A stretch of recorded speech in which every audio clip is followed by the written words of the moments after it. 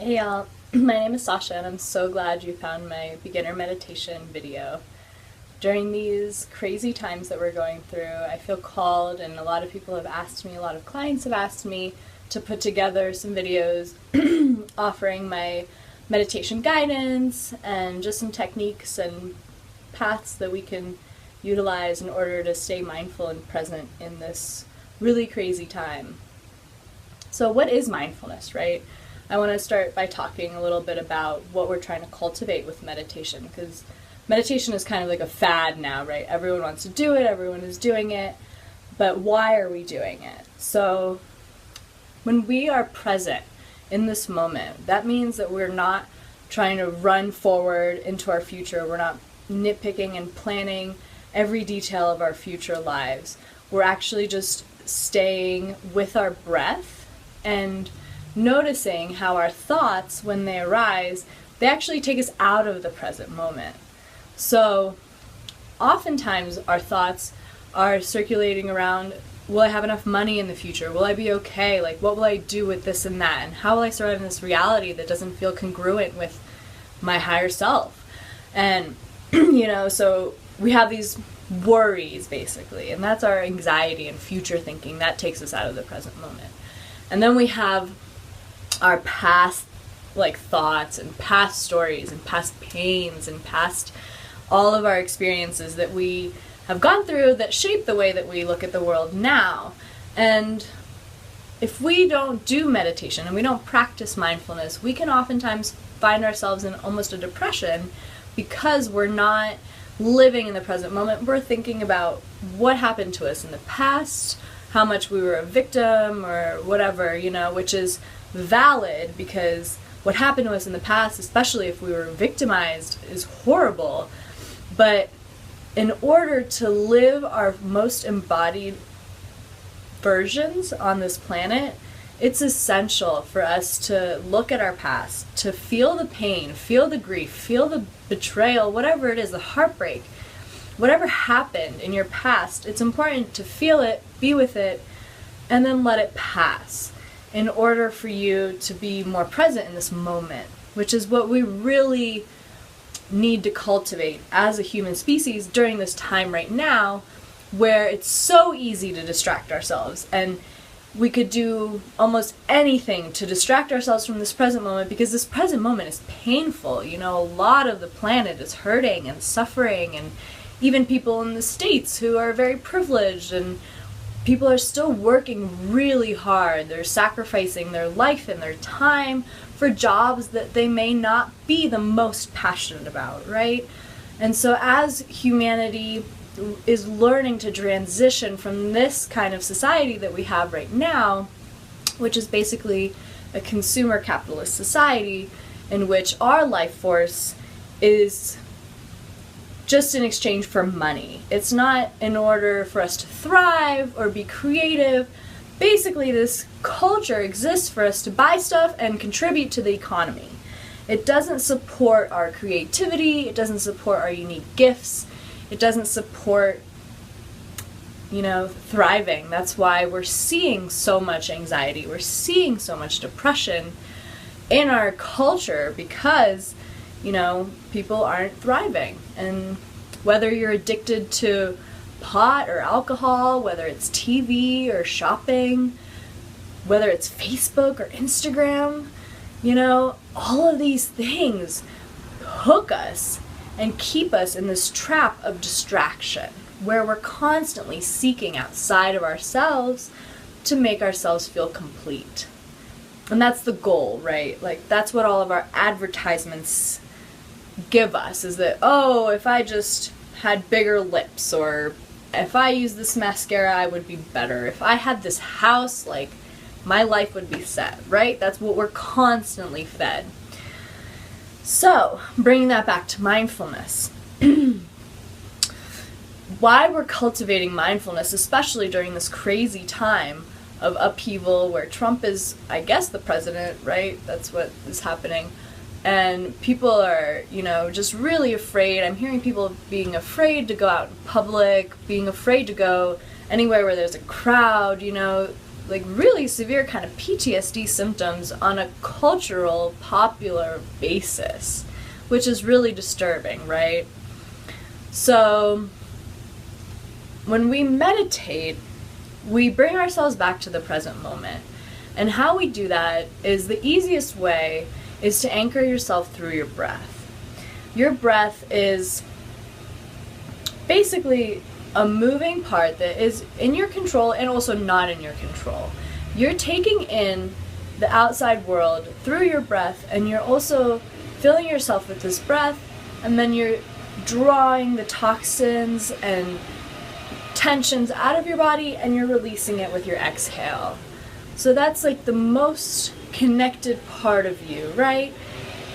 Anyone breathes. We all breathe, I hope. So someone's vacuuming outside my apartment.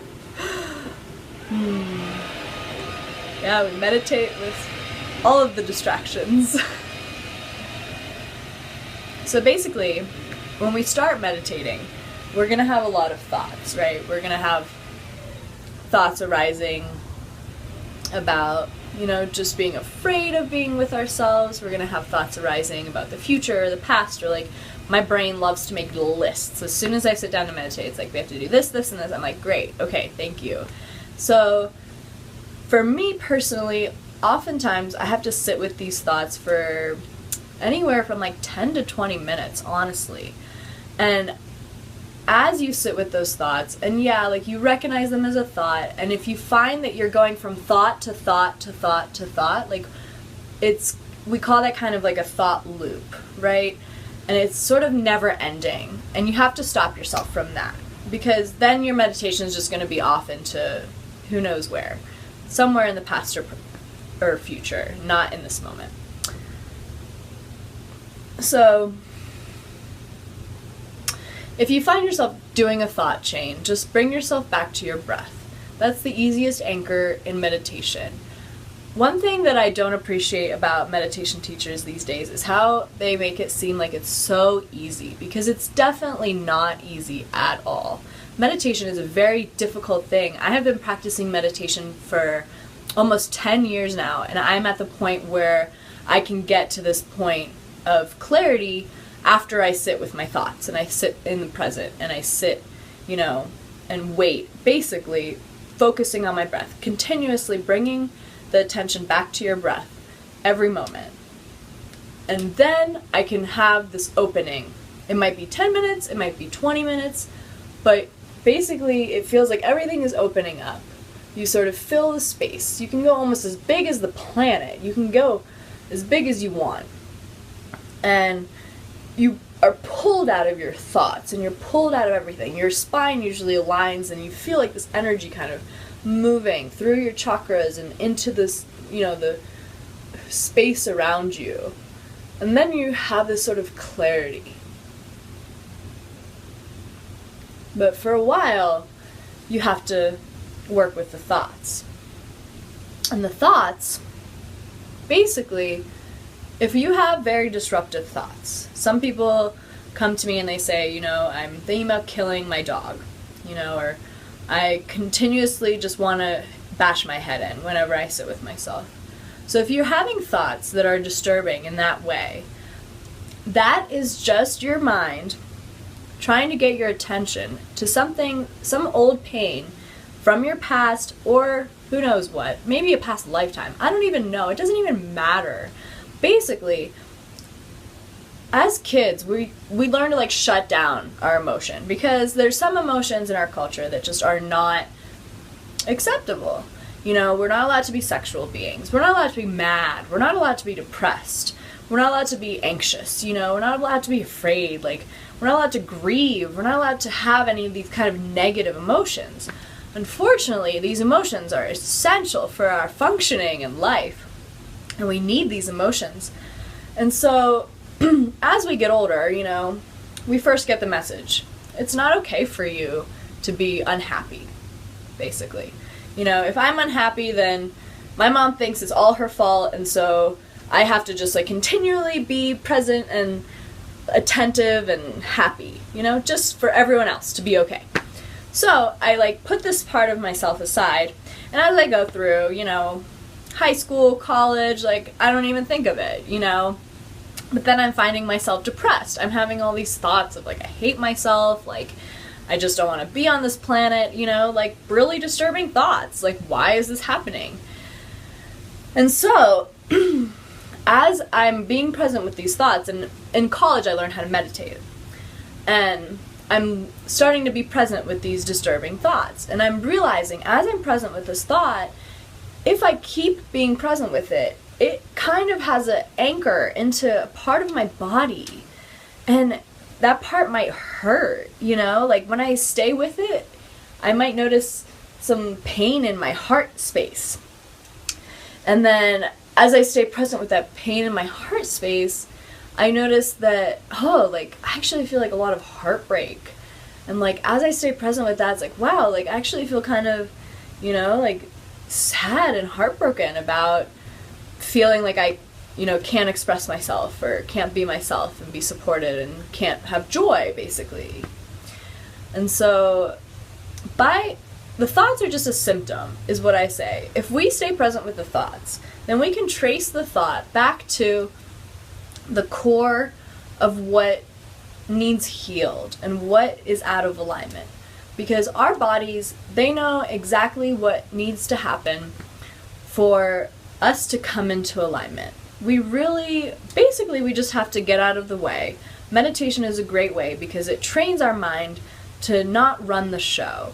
With meditation, we learn to trust the present moment, You experience, a lot of times when I'm thinking, I'm planning. I'm worrying about how I might be in this situation or that.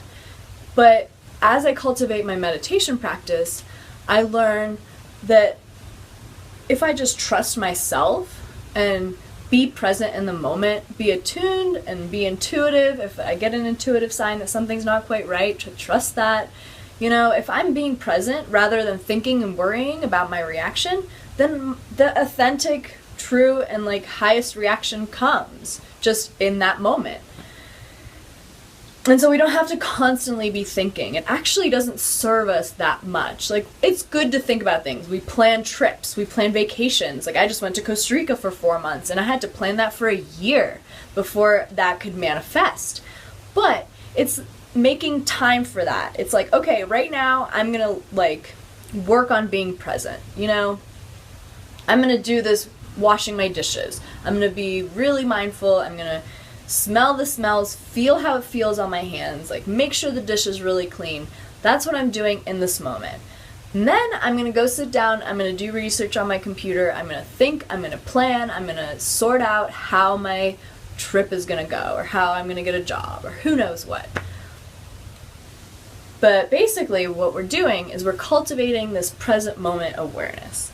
And the reason this is important is because this is our empowerment. This is where we are the most powerful, is in this moment, because truly that is all that exists in reality. Like, past and future definitely will happen and have happened, and that is true. And in this moment, the present is all that exists, truly.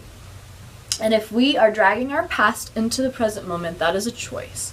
And we can at any point choose to let go of our baggage and move on. Meditation helps us be present with whatever is happening in our world. So when we sit down for meditation for the first time, for the 5th time, for the 20th time, we may be really uncomfortable. The reason for that is because our world is in a lot of pain right now.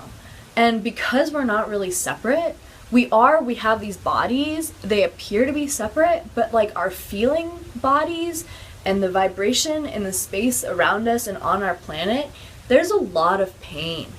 We are suffering in the States, but the whole planet is suffering in really severe ways. Humans are dying all over the planet for just because we want to have war.